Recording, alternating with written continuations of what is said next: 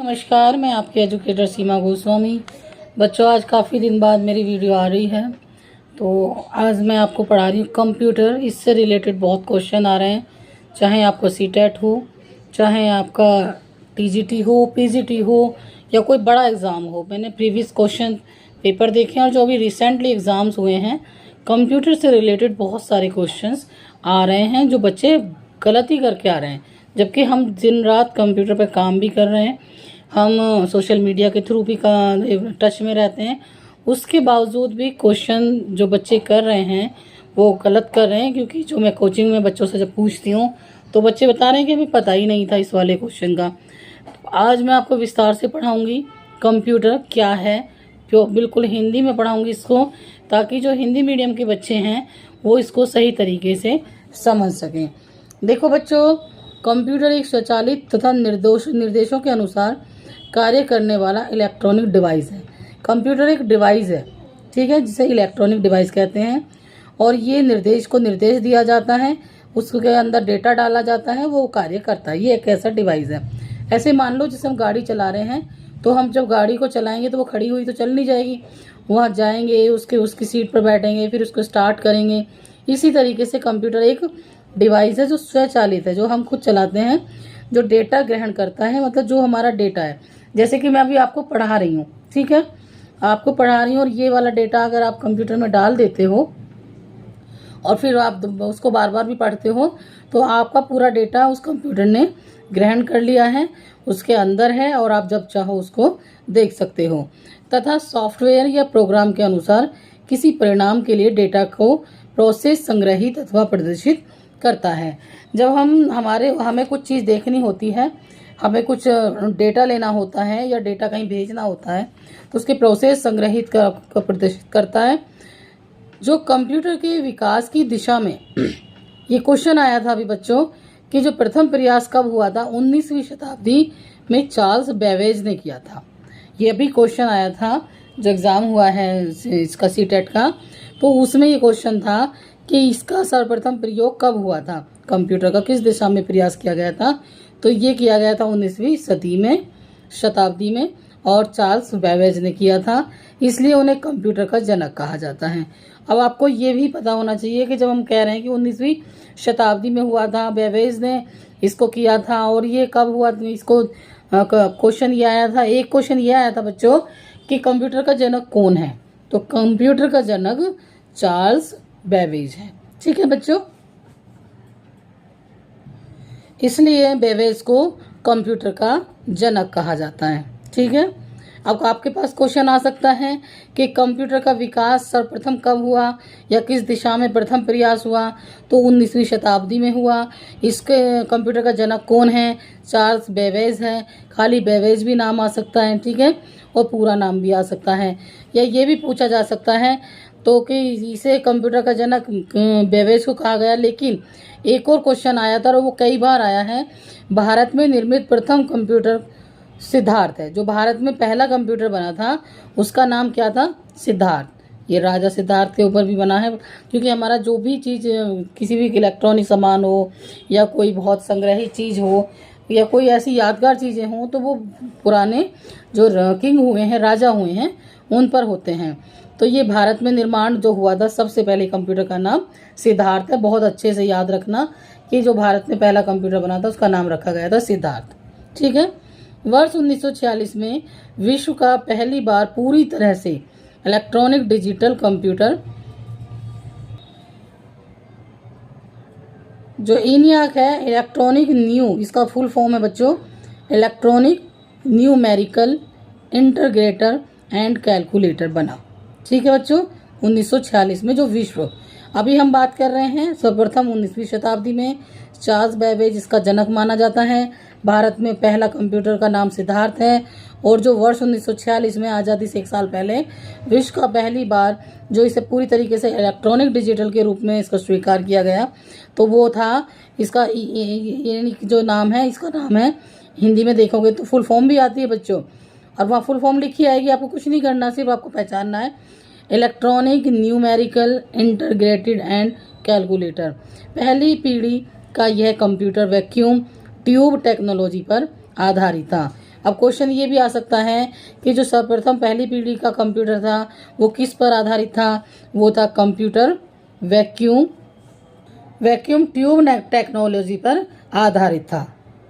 अब देखो बच्चों, क्या होता है कि हम जब एग्ज़ाम दे रहे होते हैं तो हम तैयारी कर रहे होते हैं, तो हम क्या करते हैं कि हिंदी तैयार कर ली, इंग्लिश थोड़ी बहुत तैयार कर ली, या जिस बच्चे का जो सब्जेक्ट है वो तैयार कर लिया, लेकिन जो जनरल नॉलेज है, जो और क्वेश्चंस हैं जीएस वगैरह, उस पर बच्चे फोकस कर ही नहीं रहे हैं। तो वहाँ पे जाके जब आप पीछे रह जाते हो या उसमें से क्वेश्चन नहीं खींच पाते हो आंसर, या वहाँ पर टिक नहीं कर पाते हो, तो सिलेक्शन होना या किसी चीज़ को क्रैक करना बहुत मुश्किल होता है। तो जो ये जीएस है ये इतनी आसानी से मिलती नहीं है। पता है आपको, ये क्वेश्चन कोई कहीं होगा, कोई कहीं होगा, इस तरीके से एक बुक में नहीं मिलेंगे आपको। ये क्वेश्चन अलग अलग बुकों में मिलते हैं। हम क्या करते हैं, बहुत सारी बुकों को इकट्ठा किया, फिर सारी नॉलेज ली, और काफ़ी सारे हम जो सोशल मीडिया है वहाँ से भी उसको वेरीफाई करते हैं, और फिर सारी एक तरीके से एक छोटे छोटे पैराग्राफ में सारे क्वेश्चंस को कवर करते हैं, ताकि आपको एक ही जगह ये जो मैं नोट्स प्रोवाइड करा रही हूँ वो मिल सकें। तो ये कंप्यूटर से रिलेटेड क्वेश्चन आपको एक ही बुक में, ये कंप्यूटर जो कोर्स करते हैं वहाँ से भी उठाए हैं, लेकिन जब आप पढ़ने लगोगे तो आपको इतनी मोटी मोटी बुक पढ़नी पड़ेगी, फिर वो शब्द निकालने पड़ेंगे, तब जाके आपको क्वेश्चन मिलेंगे। तो ये मान के चलो कि ये बहुत मोटी बुकों का एक तरीके से छोटा सा पैराग्राफ के रूप में सारे क्वेश्चन वही हैं, सारे क्वेश्चंस के आंसर भी वही हैं, बनाकर हमने आपको प्रोवाइड कराया है। देखो बच्चों, ये बहुत मेहनत लगती है, कई कई दिन हो जाते हैं पढ़ते पढ़ते, फिर क्वेश्चन को लिखो, फिर उसको एक पूरा फेयर करो, फिर उसको प्रिंट आउट में लिए भेजो, फिर आप तक वो क्वेश्चन हम पहुंचा रहे हैं। इतनी मेहनत लगती है, आपके लिए हम पूरी एफर्ट डाल रहे हैं। तो प्लीज़ अगर वीडियो पसंद आती है तो सब्सक्राइब ज़रूर कर लिया करें, बेल आइकॉन को प्रेस कर लें ताकि आपको नोटिफिकेशन मिलता रहे, और हमें फीडबैक ज़रूर दिया करें कि आपको वीडियो कैसी लगी और आपने इससे कितना फ़ायदा उठाया, या जब आप एग्ज़ाम देने जा रहे हो तो कितने क्वेश्चंस आपको यहाँ से आए। हम जब पेपर देखते हैं, जो भी एग्ज़ाम होता है उसमें सारे क्वेश्चंस वही घुमा फिरा करके आए हुए होते हैं, लेकिन जो आजकल के क्वेश्चन है वर्तमान के, वो कंप्यूटर द्विआधारी पद्धति यानी बाइनरी सिस्टम पर आधारित होते हैं।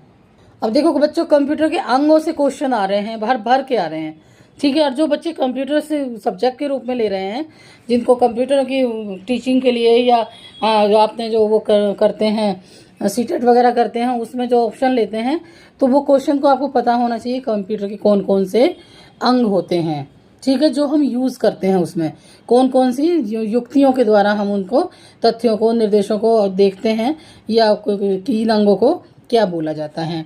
तो देखो बच्चों, जो कंप्यूटर के अंग हैं, पहला है इनपुट युक्ति, ठीक है। इस युक्ति का उपयोग आंकड़ों, तथ्यों व निर्देशों को कंप्यूटर के अंदर संप्रेषित करने के लिए किया जाता है। जो इनपुट युक्ति है जो संप्रेषित करने के लिए किया जाता है, जैसे कि कीबोर्ड, आपने नाम सुना होगा कंप्यूटर का, जो एक कीबोर्ड है, कुंजी पटल, जो उसके कीबोर्ड के द्वारा हम जब टाइपिंग करते हैं तो उसके अंदर जितने भी शब्दों को optical character reader, optical mark reader, magnetic ink character reader, line, pen, track ball, scanner, joystick आदि होते हैं, ठीक है। हमने कंप्यूटर के अंदर ये सब चीज़ें डाली, यानी कंप्यूटर के इनपुट अंग हुआ, ठीक है बच्चों। इसके अलावा एक और अंग होता है आउटपुट, यानी इनपुट हमने उसके अंदर बहुत सारी जानकारी डाल दी, अब उसको आउटपुट करना, यानी जब हम तो आपने कंप्यूटर यूज़ किया होगा तो आप पढ़ने के लिए उसको क्या करोगे, आउटपुट युक्ति। कंप्यूटर द्वारा जो संसाधित परिणामों को इन युक्तियों के जरिए प्रदर्शित या प्राप्त किया जाता है, जैसे video, display unit, printer, plotters आदि। जो हम वीडियो देखते हैं, डिस्प्ले पर जो जितनी भी चीज़ें आती हैं, यूनिट होती है, प्रिंटर होता है, जो प्रिंट, आपने प्रिंटिंग मशीन देखी होगी, उस तरीके से कंप्यूटर के अंदर प्रिंटर होता है, प्लॉटर्स होता है। ये जब हम कंप्यूटर से प्रिंटर में भेजते हैं तो वो सारी सामग्री छपकर आ जाती है, ठीक है। तो ये सब इसके आउटपुट होता है। वो यहाँ हमने उसके अंदर सारी चीज़ें डाली और आउटपुट से हमने सारी चीज़ें वापस बाहर ले ली, ठीक है बच्चों। अब एक होता है आपका CPU. CPU central processing unit, CPU का है, उसका मतलब जो शॉर्ट फॉर्म है वो CPU है, इसकी फुल फॉर्म है सेंट्रल प्रोसेसिंग यूनिट। आपने गाना भी सुना होगा सारा कंप्यूटर के ऊपर। तो ये CPU शॉर्ट फॉर्म है और आपको इसकी फुल फॉर्म भी आती है, पूछी जाती है। कंप्यूटर का सबसे प्रमुख भाग है, कैसे, जो निर्देशों का उपयोग कर संपूर्ण कंप्यूटर प्रणाली को संचालित करता है। हम उसको निर्देश देते हैं और वो जितनी भी कंप्यूटर प्रणाली है उसको संचालित करता है। यानी हमारे पास जो CPU होता है, आपने देखा होगा साइड में रखा हुआ, उसके द्वारा हम उसको निर्देश देते हैं। हमारा जो माउस है वो चलता है और उसमें वो ना हो तो कंप्यूटर तो बेकार है। तो CPU के माध्यम से ही सारा कंप्यूटर को निर्देश मानता है। यह कंप्यूटर का हृदय या मस्तिष्क कहलाता है। अब ये भी क्वेश्चन आ सकता है कि कंप्यूटर का हृदय या मस्तिष्क किसे कहा जाता है, तो वो CPU को कहा जाता है। और CPU के बगैर हम कोई भी जानकारी नहीं प्राप्त कर सकते, ना भेज सकते। इसके अलावा एक और पॉइंट है जिसका नाम है ALU, यानी कि इसकी फुल फॉर्म देख लो, अर्थमेटिक लॉजिक यूनिट। देखो मैटिक शब्द आया है तो ये मैथमेटिक के लिए होगा।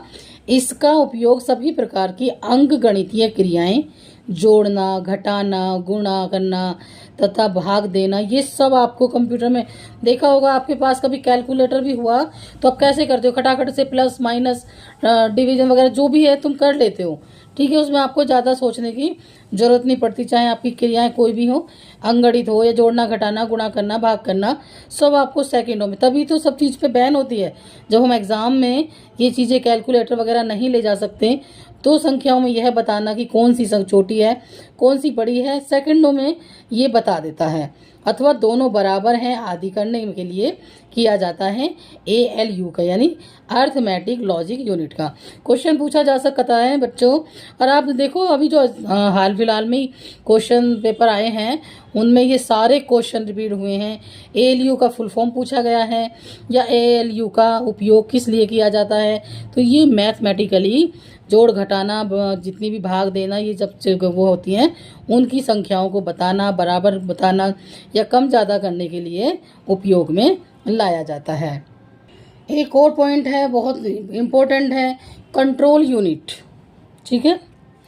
यह निर्देशों का सही उपयोग वह उनको कंट्रोल करने का कार्य करता है। एक यूनिट होती है इसमें जिसको हम कंट्रोल यूनिट के नाम से जानते हैं। तो ये क्वेश्चन आता है कि कंट्रोल यूनिट किस काम के लिए है या किस डिवाइस में यूज़ होता है, तो ये कंप्यूटर में यूज़ होता है।